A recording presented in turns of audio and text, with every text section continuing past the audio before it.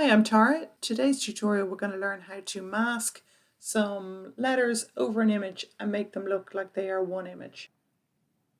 So the first thing we're going to do is we're going to add a background to this. So we're going to add flamingo feathers.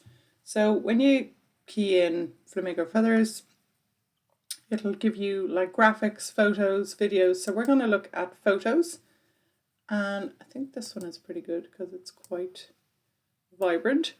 So we're just going to make it the full size of our artboard, and we're just going to make the darkest part in the center.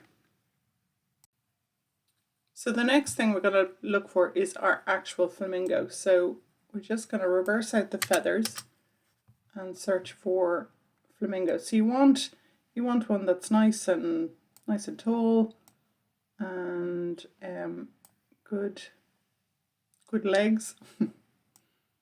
There's one there probably. So don't worry about the background, because we're only looking for the bird. So we're just going to make them again the same size.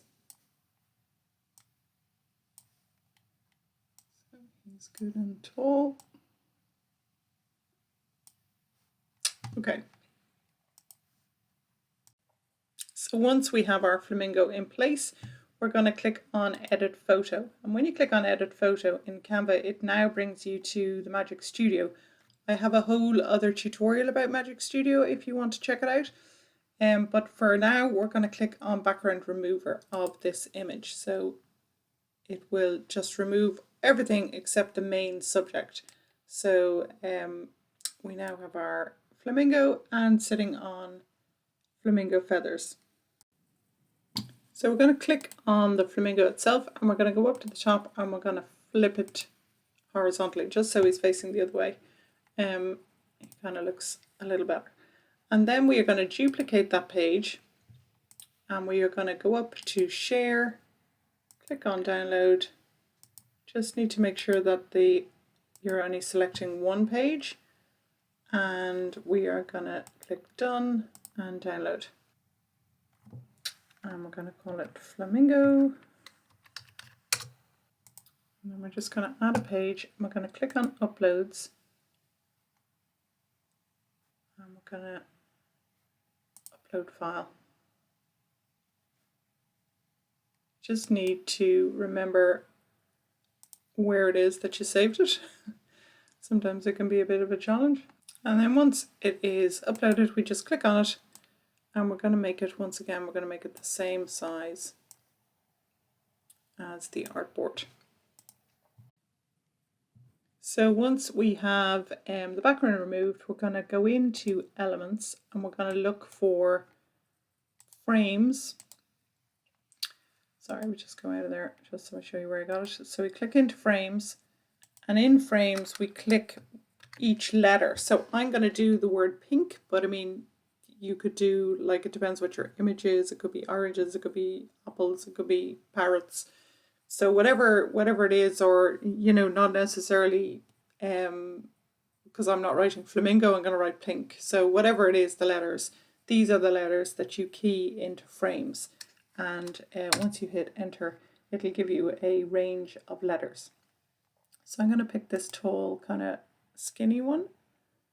So we're just going to put the P there, and then for the rest of the letters, so I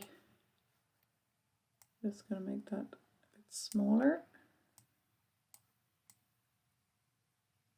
Put it there, and N. Go for this N, I think.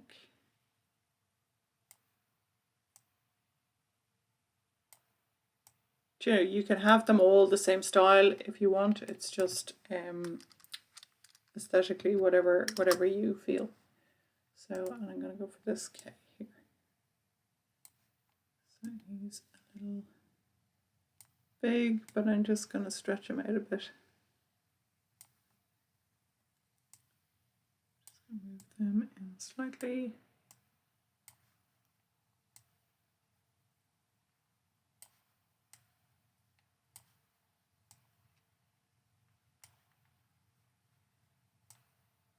Okay.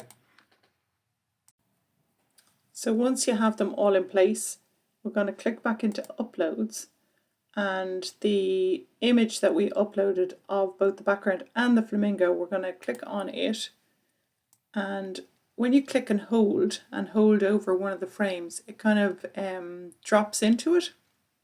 So then when you just release it, it's within that frame. So we're going to do that just for the 4 different letters.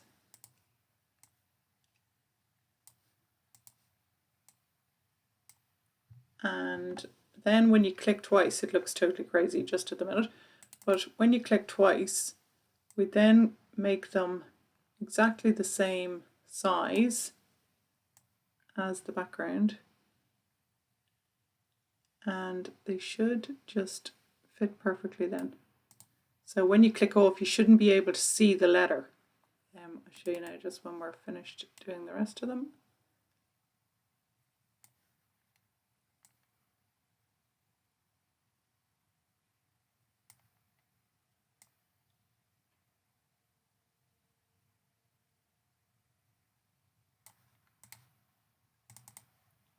It can just take a little bit of a, you know, sometimes they're, but if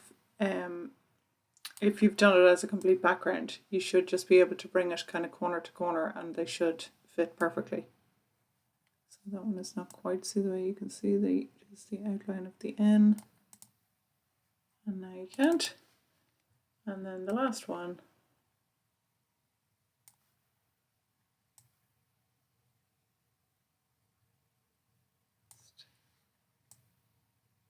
Let's bring it over. So they sit perfectly. So as I say, you shouldn't be able to read your word, whatever it is. If you can read it, then you just need to go back in and adjust that letter. So once you have all your images within your letters, we just need to go back and we just need to select the background layer. So if you go position and layers, and we select this one here, and you just right click and go down to delete. So now we have this kind of outline of the word with our bird in it. And now once again we're going to go up to share and we're going to click on download. We need to make sure transparent background is selected, and we need to be sure that we're on the correct page. So you can always see what page it is by here. Sometimes you have a couple of pages that look kind of similar. So just to make sure that you're on the right page, that you're downloading the correct page. And we're just going to call it pink. So then when you've saved the file, you just click on uploads as normal and we just upload files. And you just go and find the one that you've just saved. Just to make sure that you make a note of where stuff is saved, because as I say, sometimes you're doing lots of files at the same time and they all kind of look similar, but they might just not be in the same position. So so make sure that it is the one that you have literally just saved. So you click on the file once it has come in and make it the complete size of your artboard. So once we have it in position, we're going to put an outline on it just so it stands out, so we can finish the actual effect. So what I would recommend is that we just put a temporary background color on it, just so we can see exactly what's going on. That's not very suitable. We'll go for this one. So just so you can see the outline of your letters. So we click on it and we're going to click Edit Photo and we're going to click on Shadows and we're going to click on Outline. So obviously we don't want it to be black, we want it to be white, and we just want the size to be about 12. Do you know, if it's too much, it looks a bit drastic. So about 10 or 12, and the intensity is 100, the blur is 0, and then the angle is fine and the distance is fine, because we don't have a full shadow on it, so they're kind of irrelevant. So then you can remove your temporary background. The reason we put that obviously is because the stroke is white. If you're using a different coloured stroke, you don't need the temporary background because you'll be able to see it. But you see, when we remove it, you can't see it. So now you need to go and find your bird that you removed the background from, and we're just going to copy it, him, her, and we're going to put it into this page here where we've just put the stroke on this pink letters. So you just right click and we're going to paste. So just going to put them, you need to position him just so he's sitting in the right position. And then we're going to send him to the back, or her.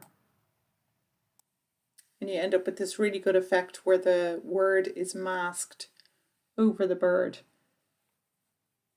If you found this tutorial useful or you learned something new, hit that subscribe so I know to do more.